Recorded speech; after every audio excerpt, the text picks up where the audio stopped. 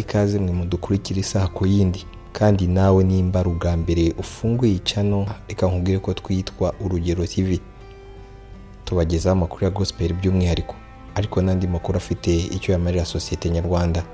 Mu nkuru y'uyu munsi tugiye kugaruka ku bikorwa byatangiye gukorwa n'abahanzi ndetse n'amatsinda abarizwa muri gospel, mu gihe hirya no hino abafite umutima wa kimuntu bakomeje guhangayikira ubuzima bw'abatari kubasha kubona icyo barya bitewe n'ibihe turimo, dore ko bari batunzwe no kubona ifunguro ari uko bakoze muri ino minsi birimo kubagora cyane bitewe n'ingamba zafashwe zo kwirinda icyorezo cya COVID-19 tuguma mu rugo.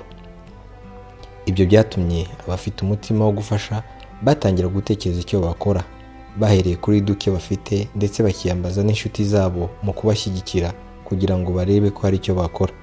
Ni muri urwo rwego amatorero nka ADPR, Restoration Masoro, Betesida Gisozi ndetse n'andi matorero atandukanye bakomeje kurwana ku bakristo babo.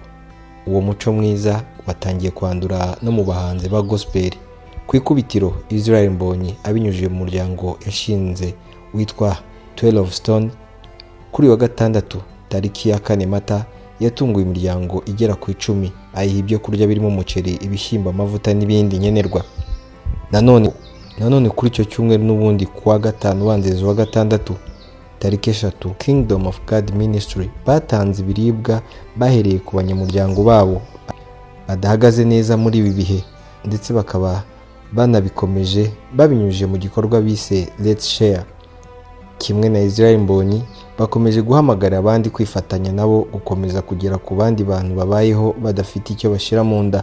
Iki kikaba ari igikorwa cyo kwishimira ndetse nawita umukoro bahaye abahanzi n'amatsinda bagenzi babo. Mwari kumwe nanjye Arno Namvutsa, ntugende udakoze subscribe nimba utarayikora, nakagaruka mu zindi nkuru.